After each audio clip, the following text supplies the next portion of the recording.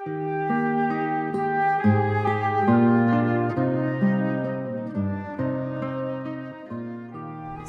pagi Bapak Ibu yang terkasih di dalam nama Tuhan Yesus Kristus.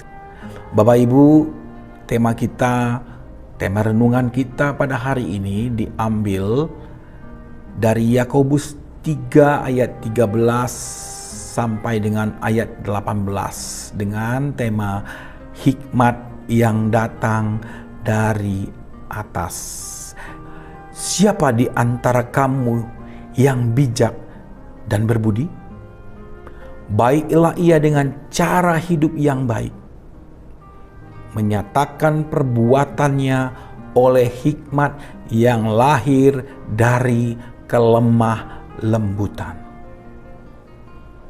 Jika kamu menaruh perasaan iri hati dan kamu mementingkan diri sendiri, janganlah kamu memegahkan diri dan janganlah berdusta melawan kebenaran. Itu bukanlah hikmat yang datang dari atas, tetapi dari dunia, dari nafsu manusia, dari setan-setan. Sebab di mana ada iri hati dan mementingkan diri sendiri, di situ ada kekacauan dan segala macam perbuatan jahat.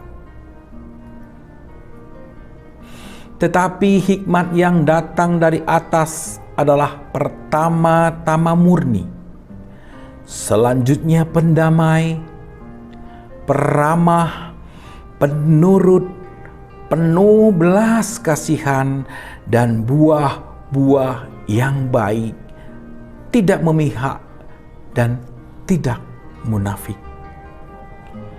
Dan buah yang terdiri dari atas kebenaran ditaburkan dalam damai untuk mereka yang mengadakan damai. Demikianlah firman Tuhan. Syukur kepada Allah. Bapak Ibu yang terkasih di dalam nama Tuhan Yesus Kristus, di zaman yang serba modern ini, segala sesuatu dilakukan agar cepat dan tepat, termasuk juga teknologi yang tidak bisa kita bendung.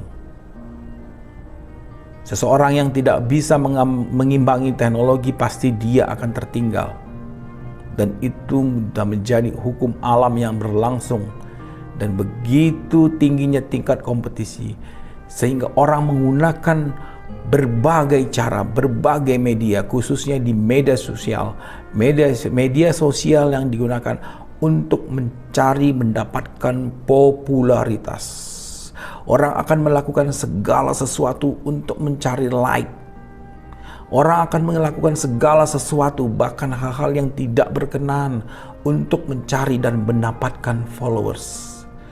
Yang pada ujung-ujungnya Bapak Ibu kita tahu bahwa itu semua lebih banyak cenderung untuk mendapatkan kepuasan, mendapatkan materi dari tindakan-tindakan yang mungkin tidak berkenan, melanggar aturan atau hal-hal yang melanggar adat istiadat ataupun bahkan agama. Memang kita akui ada juga yang memiliki followers yang banyak dan mereka melakukan hal-hal yang baik, dan itu merupakan suatu teladan yang mungkin saat ini banyak juga kita temukan di media sosial. Akan tetapi perlombaan untuk mendapatkan hal yang tidak baik, mementingkan diri sendiri, itu sangat sering dan begitu banyak terjadi kita temukan di dunia yang sekuler ini. Mereka cenderung untuk mementingkan diri sendiri dengan berkedokkan kebaikan, berbuat baik, atau bahkan mereka mendasarkan agama untuk hanya mementingkan diri sendiri dan kelompok saja. Bapak Ibu, kita tahu beberapa tahun yang lalu seorang public figure yang begitu banyak mempunyai fans yang begitu meneladani seorang public figure ini. Tetapi di balik semua kata-kata keindahan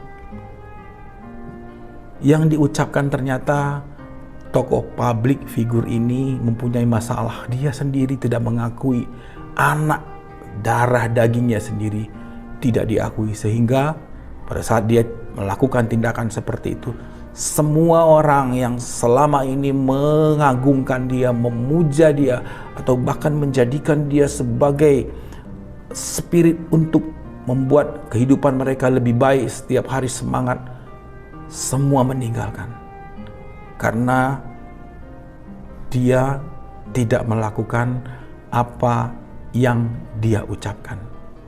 Hanya mulut saja, bahkan saat ini beliau sudah jarang sekali saya lihat muncul di media televisi. Nah, Bapak Ibu, sebagai orang percaya, kita ditantang untuk mampu melakukan hal-hal yang baik, yang berkenan di hadapan Allah.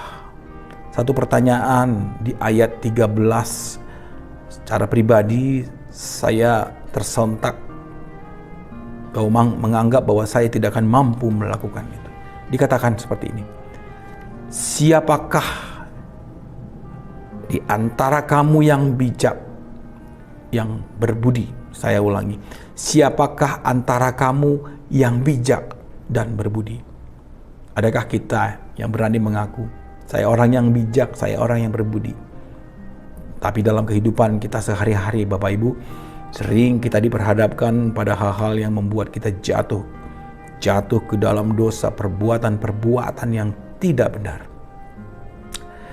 Dari bacaan tadi, saya mau mengajak Bapak Ibu untuk kita bisa merenungkan. Ada 3 kata yang saya coba ingin bagikan pada renungan kali ini. Yang pertama adalah hikmat. Yang kedua adalah nikmat. Dan yang ketiga adalah jimat. Wah, ini menarik Bapak Ibu. Menarik sekali untuk bisa kita renungkan dan kita pelajari apa makna dari 3 kata ini. Yang pertama, nikmat, kenikmatan. Yakobus 3 ayat 14. Jika kamu menaruh perasaan iri hati dan kamu mementingkan diri sendiri, janganlah kamu memegahkan diri dan janganlah berdusta melawan kebenaran.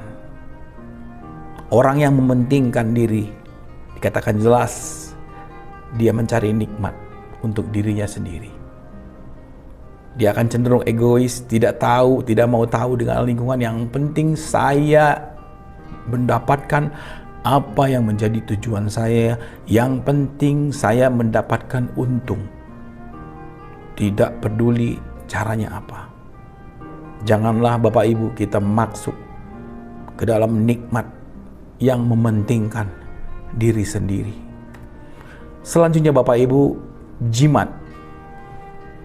Saya coba gali lagi dari bahan Alkitab ini.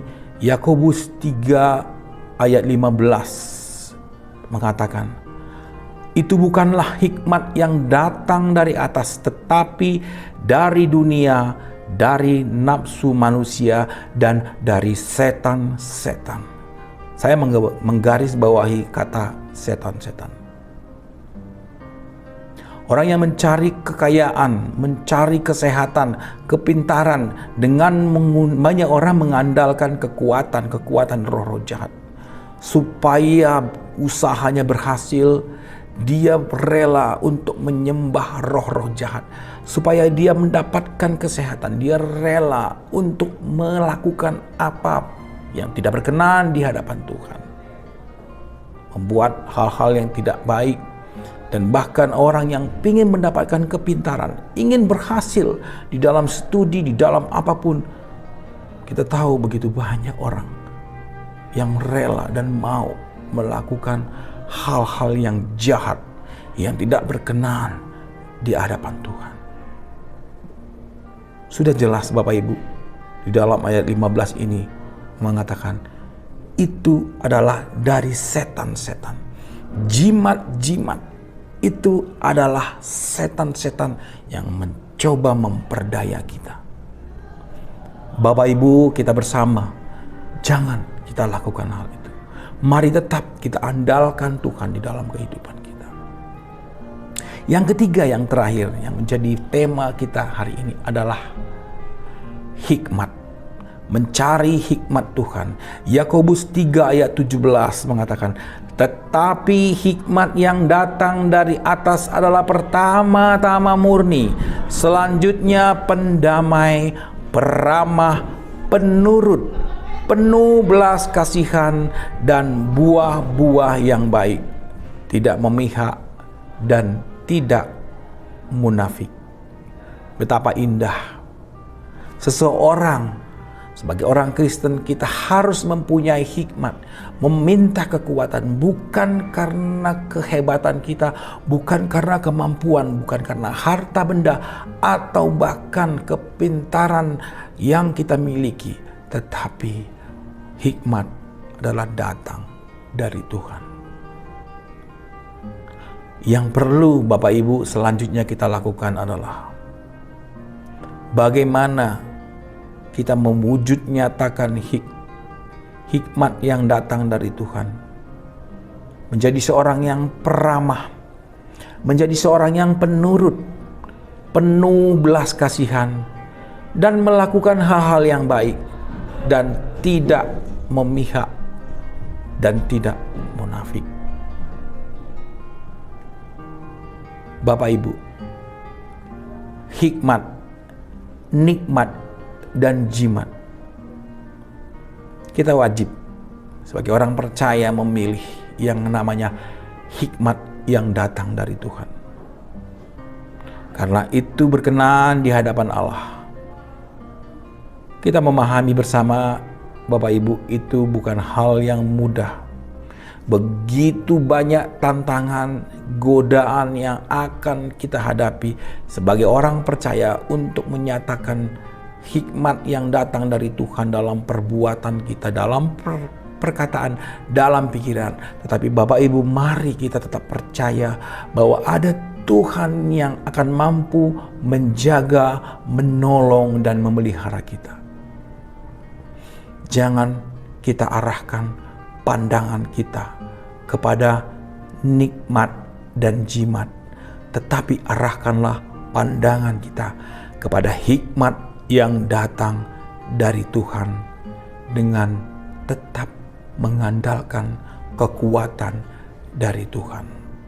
Terpujilah Tuhan, dan selamat menjadi saluran berkat bagi semua orang. Amin.